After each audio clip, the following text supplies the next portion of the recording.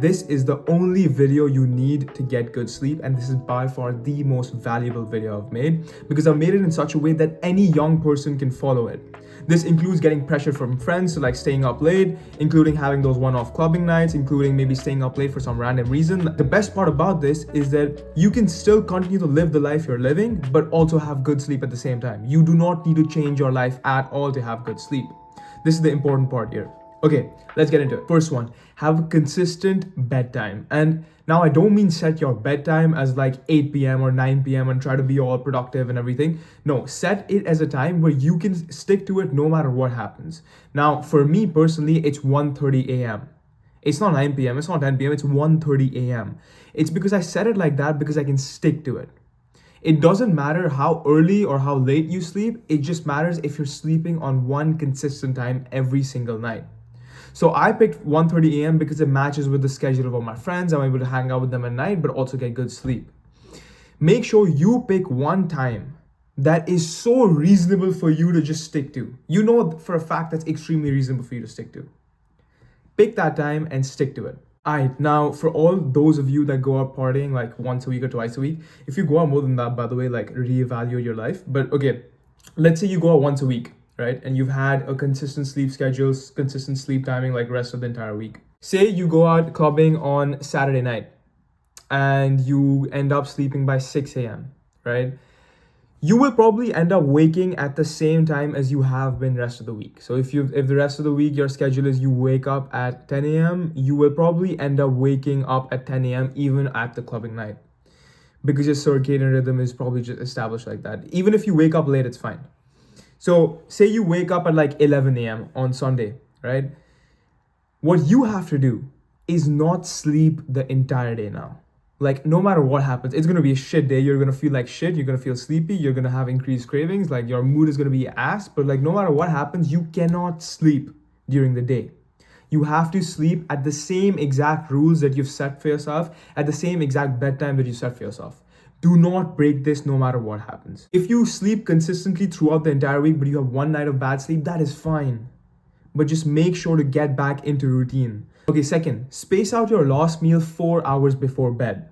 So if your bedtime is 1:30 a.m., calculate 4 hours before that. So by 9:30 p.m., that should be your last meal no matter what happens. Have a strict set cutoff. Just how you have a strict set cutoff for the bedtime, which is like no matter what happens, you have to be in bed by 1:30 a.m. Similarly, you have to cut off your last meal by 9:30, like no matter what happens.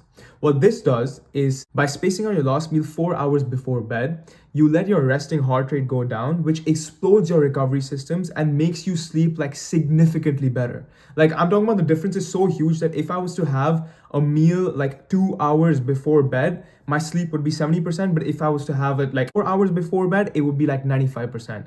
And like the difference in how I would feel the next day is absolutely huge. Okay, third, your in-bed activity.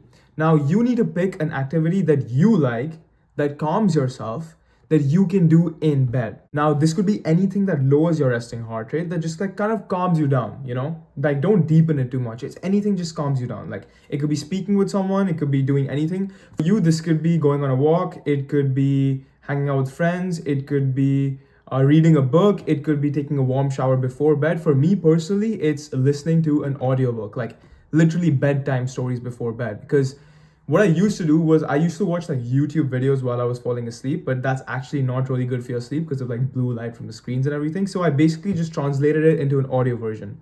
So what I literally do right now is like literally listen to bedtime stories while sleeping. And that I just like put it on, put it at the side of my desk, and I lie down and I just focus on the story. I listen to the story, and like next thing you know, I'm asleep, right? So you can do the same exact thing. Decide what is your in bed or right before bed activity that lowers your resting heart rate, basically calms you down. Now, fourth is the thing that you do in the hours leading up to your sleep. So I'm talking about like the last like 2 to 3 hours right before sleep. And the reason why I place this fourth is it doesn't matter too much like what you do. Like even if you doom scroll, like I'd say it's fine. Like it doesn't matter too much, but the only thing that you need to make sure is that the activity that you're doing in the last like 2 to 3 hours does not spike your cortisol. Like it does not make your body release adrenaline, or you're just not activated in like a super way, right? So anything from like video games, which I know for a lot of you, like you probably like to play video games at night. That's not good at all. Like it really spikes your stress levels and makes you sleep bad. So video games, if you're working and it makes you spike your cortisol, if it like kind of, releases some adrenaline in your body, like that's not good.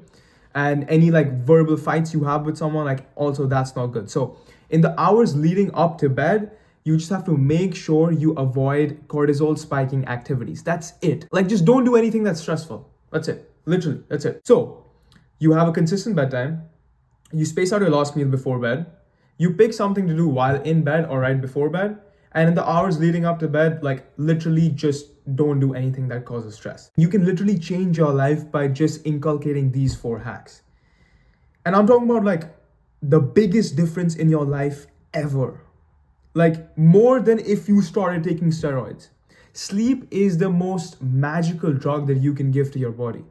And if you can get this down, brother, I promise you, your life will change. Bonus tip, if you're serious about getting good sleep, which is extremely important, I recommend you get one of these fitness trackers. You can get any fitness tracker. I personally use the Whoop band. I'm not sponsored or anything. It's just, I absolutely love it, but it's a bit expensive. So if you cannot afford it, like get any other fitness tracker. Literally any other fitness tracker works. And the reason why I say this is because till the time you don't have a fitness tracker, you don't actually know how well you're sleeping. Like you might think you slept well, you might think, oh, maybe I didn't sleep well. You don't truly know for sure unless you have something that's actually tracking your sleep. And so I highly recommend you invest in one, but otherwise follow these 4 habits and yeah, you got this.